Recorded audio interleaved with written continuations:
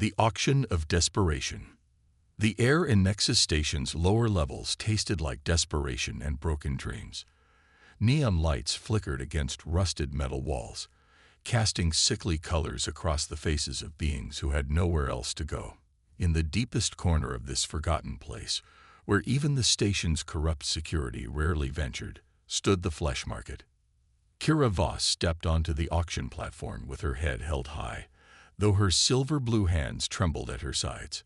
Her violet eyes swept across the crowd of buyers, smugglers, and worse things that lurked in the shadows. The rough fabric of her worn dress did little to hide the proud bearing that marked her as Zilani nobility, though those days were long gone. Next item. The auctioneer's gravelly voice echoed through the chamber.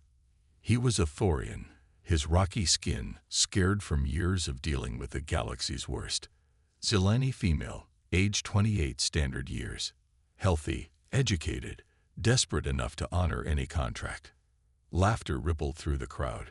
A few beings leaned forward with interest, but most continued their conversations. Zilani were considered beautiful by many species, but they were also known for their fierce independence. Few buyers wanted a servant who might bite back. Kira's jaw tightened.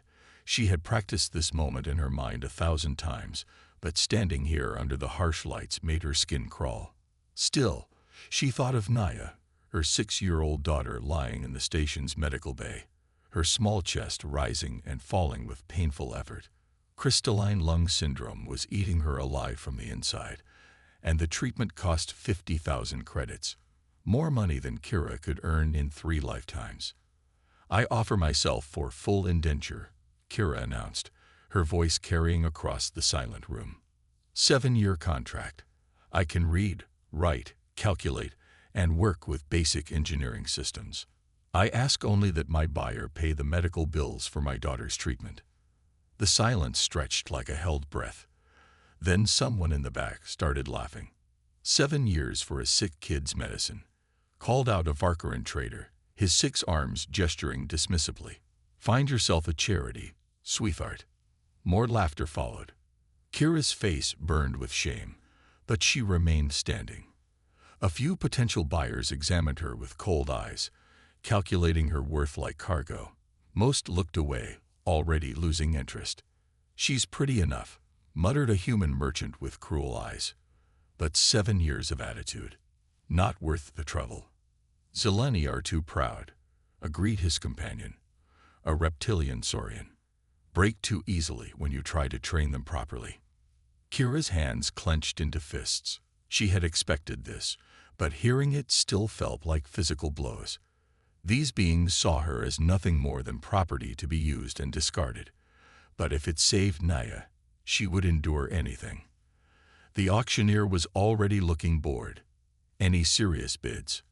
Otherwise, we move to the next. I'll take her. The voice was quiet, almost conversational, but it cut through the noise like a blade. Every head turned toward the back of the chamber, where a human man stepped out of the shadows. He was tall and lean, wearing a simple brown jacket over dark clothing. His hair was black with threads of silver at the temples, and his face bore the weathered look of someone who spent most of his time in space. The auctioneer blinked in surprise. You want the full contract? The human nodded. 7 years, medical expenses included. Full price. He pulled out a credit chip and held it up. 50,000 now, plus her standard indenture fee. A murmur ran through the crowd. That was serious money, more than most of these small-time criminals saw in a year. Kira stared at the human, trying to read his expression. His dark eyes met hers briefly, then looked away. Well, the auctioneer grinned, showing yellowed teeth. Looks like we have a buyer. Marcus Chen, is it? Your reputation precedes you. The human, Marcus, walked forward and placed his credit chip on the auction table. The payment clears, the contract is valid, and she comes with me. No questions. Of course, of course. The auctioneer's fingers danced over his tablet, processing the transaction. Pleasure doing business with you, Chen. Within minutes, Kira found herself standing beside Marcus as the legal documents were processed. The crowd was already dispersing, moving on to the next auction. She felt numb, as if she were watching this happen to someone else. Marcus received a control device and a set of restraint cuffs, standard equipment for indentured servants. He looked at them with distaste, then at Kira. "These won't be necessary," he said quietly, handing the items back to the auctioneer. The Thorian looked confused. "Standard procedure, human. The merchandise. She's not merchandise." Marcus's voice carried a warning edge. "She's a person who made a desperate choice. Treat her with respect." Kira's eyes widened. In all her preparation for this moment, she had never imagined a buyer who would speak about her like that.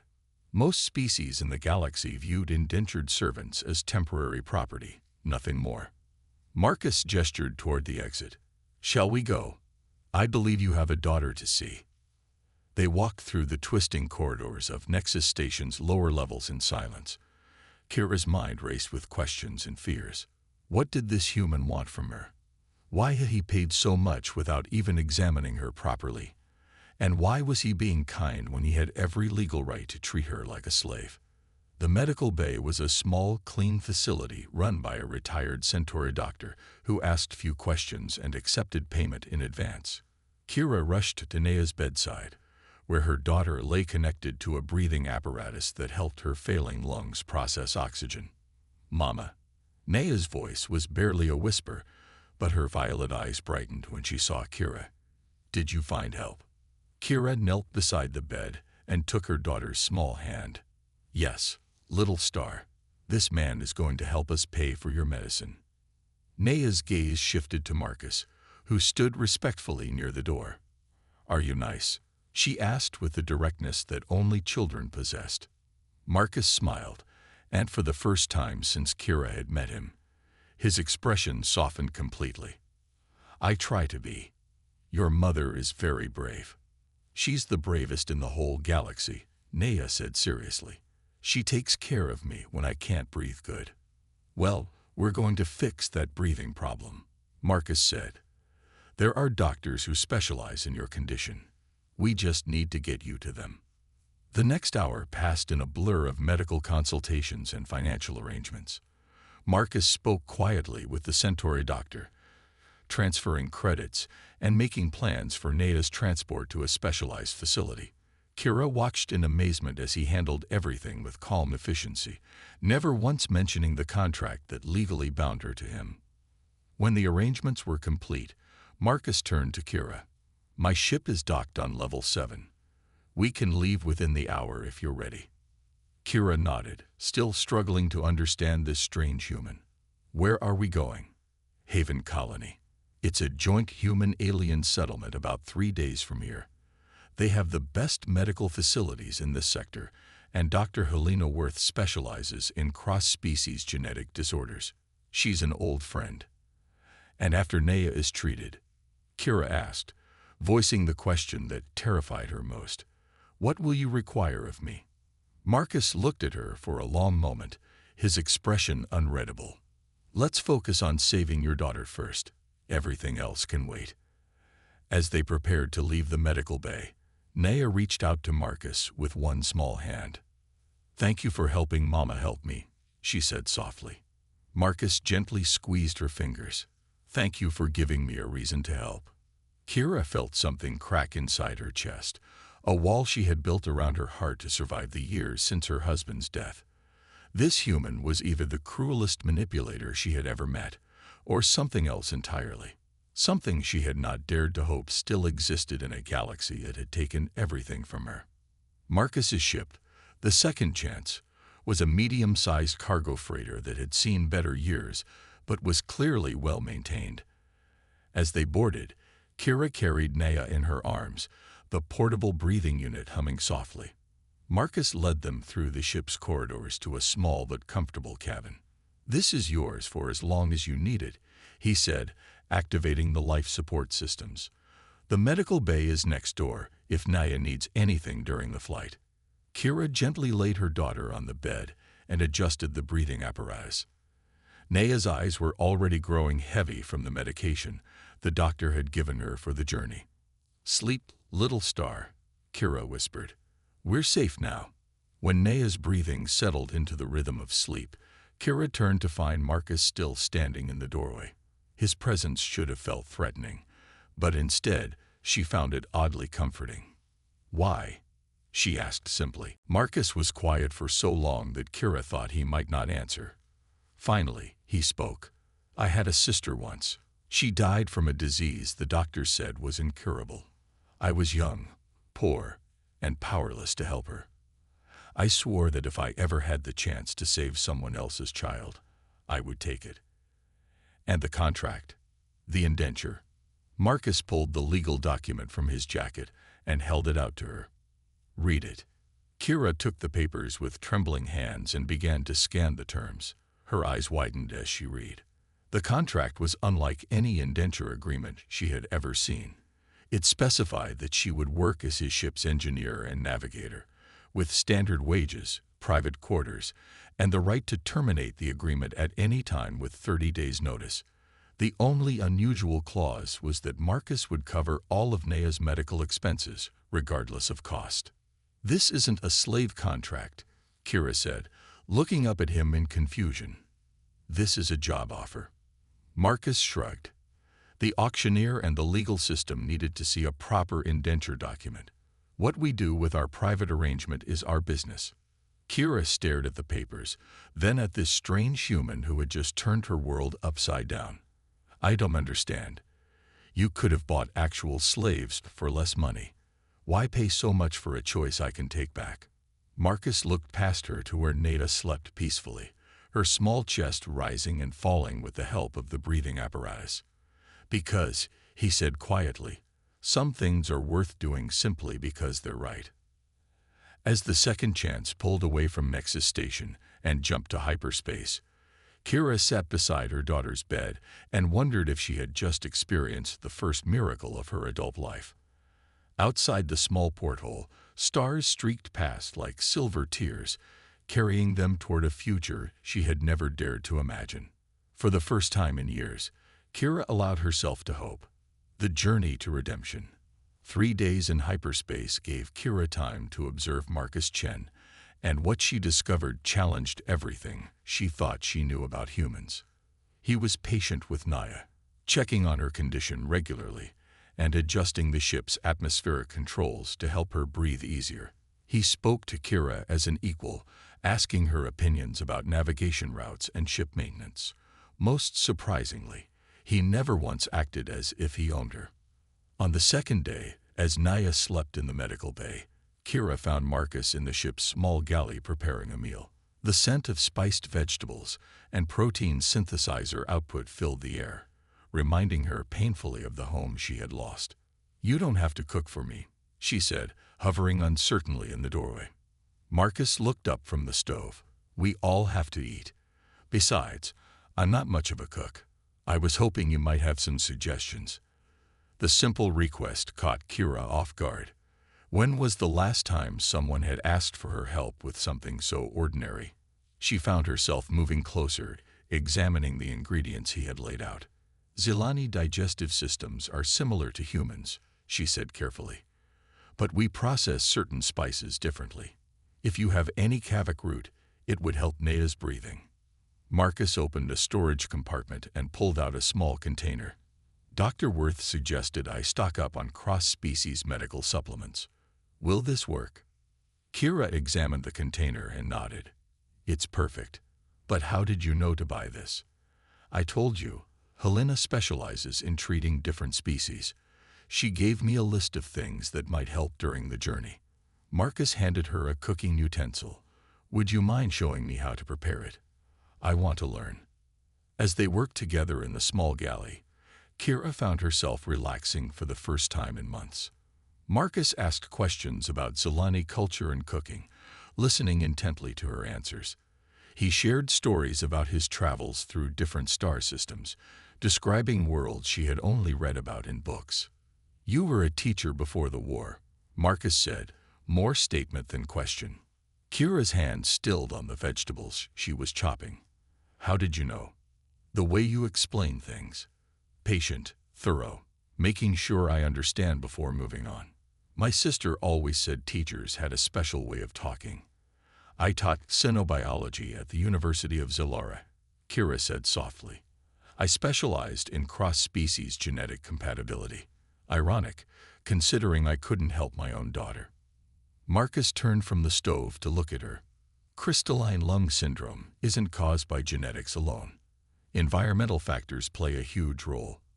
The refugee camps, the poor air filtration systems, the stress, none of that was your fault. Kira felt tears threaten, but she blinked them back. The other refugees blamed me. They said educated Zelani should have found a way to protect their families better. That I was selfish for having a child during wartime. People say cruel things when they're frightened and hurt, Marcus said gently. It doesn't make them right. That evening, as they sat together while Naya played with a holographic puzzle Marcus had given her, Kira finally asked the question that had been burning in her mind. Why do you live alone? No family, no crew. Marcus was quiet for a long time, watching Naya's delighted laughter as she solved another section of the puzzle. I used to have both, he said finally. A wife, 2 children, and a crew of good friends. We ran medical supplies to colonies that couldn't afford proper health care. What happened to them? Marcus's expression darkened. Pirates attacked us during a supply run to a Zelani refugee settlement. My family was on board because it was supposed to be a safe route.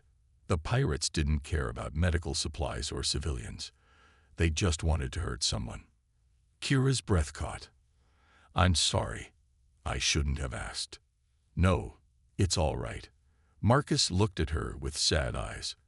It happened 5 years ago. I've been running solo cargo ever since, trying to stay busy enough not to think about it. Is that why you helped us? Because we're Zelani. Marcus shook his head. I helped you because you were willing to sacrifice everything for your child. Species doesn't matter when it comes to that kind of love. The third day brought an unexpected crisis. Kira woke to blaring alarms, and the ship shuddering around her.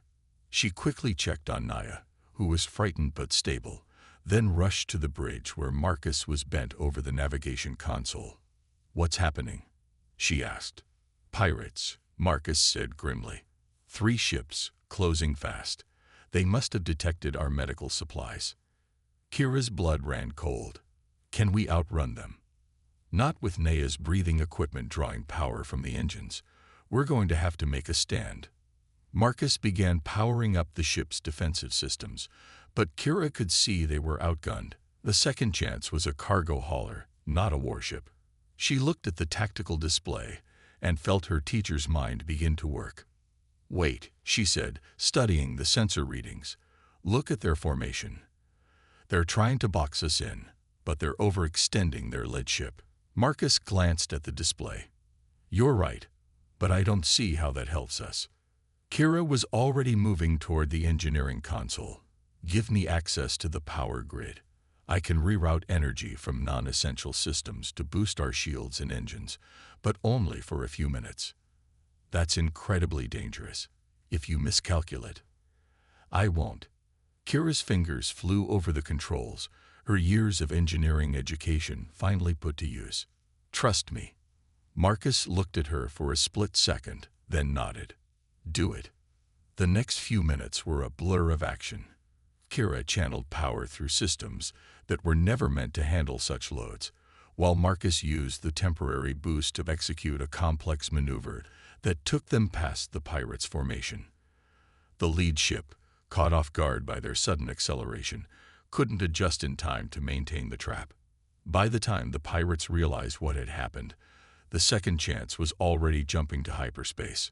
Marcus stared at the navigation display in amazement. That was incredible. Where did you learn to do that? Kira sagged against the engineering console, exhausted but triumphant. Desperation and a good education. My husband always said I was too stubborn to let impossible problems stay impossible. Your husband was a smart man. He was. Kira smiled sadly. He would have liked you, I think. He always believed that people were basically good, even when the galaxy tried to prove him wrong. That evening, as they approached Haven Colony, Marcus found Kira sitting in the observation lounge, watching the stars.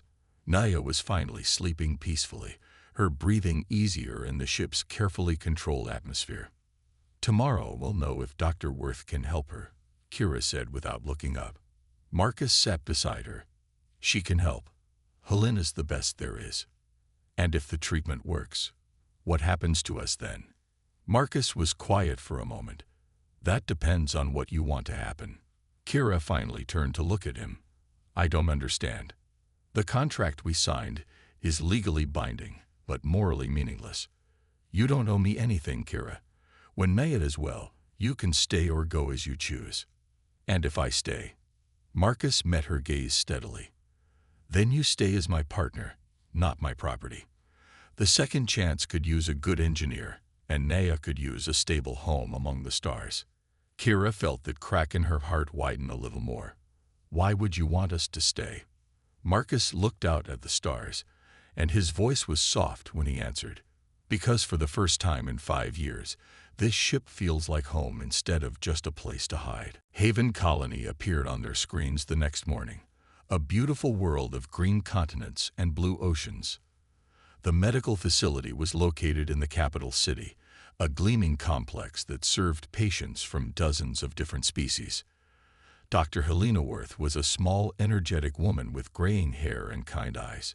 She examined Naya with gentle efficiency, explaining each step of the process in terms that both Kira and her daughter could understand. "The good news is that we can treat this," Dr. Worth said after completing her assessment. "The treatment involves a combination of gene therapy and artificial lung tissue cultivation. It's complex, but we've had excellent success rates." "How long will it take?" Kira asked, holding Naya's hand. "The initial treatment is about 2 weeks, followed by several months of monitoring and follow-up care. Naya will need to stay here during the treatment, but there are family accommodations available." Marcus stepped forward. "Whatever it costs." Dr. Worth held up a hand. "Marcus, you've already done enough. This one is on the house. Haven Colony has a charitable foundation for exactly these situations." Kira looked between Marcus and Dr. Worth in confusion. "I don't understand." Marcus looked embarrassed. "Helena and I have known each other for a long time. I may have made some contributions to the foundation over the years." "Some contributions?" Dr. Worth laughed. "Marcus, you funded half our pediatric wing. The least we can do is take care of one little girl." As the medical team prepared Naya for her treatment, Marcus and Kira found themselves alone in the family waiting area. The weight of everything that had happened over the past few days seemed to settle around them. "You saved her life," Kira said quietly. "You saved both our lives." Marcus shook his head. "You saved your own life the moment you stepped onto that auction platform. I just provided transportation." Kira turned to face him fully. "Marcus, I need you to know something. That contract you gave me, the job offer disguised as indenture, I want to honor it. Not because I have to, but because I choose to." "Kira, let me finish." She took a deep breath. "I haven't felt safe in years. I haven't felt valued or respected or cared for. You gave me all of that without asking for anything in return. Naya and I would like to stay, if the offer is still open." Marcus's smile was like sunrise after a long night. "The offer is always open, but I have one condition." Kira tensed slightly. "What is it?" Marcus pulled out the indenture contract and, before her startled eyes, tore it in half. "No contracts. No legal obligations. Just a family choosing to stay together." As the pieces of paper fluttered to the floor, Kira felt the last walls around her heart crumble. For the first time since her husband's death, she allowed herself to believe in the possibility of love. 3 months later, the second chance lifted off from Haven Colony with its crew of 3. Naya's laughter echoed through the corridors as she chased Marcus's maintenance droid, her healthy lungs handling the ship's atmosphere with ease.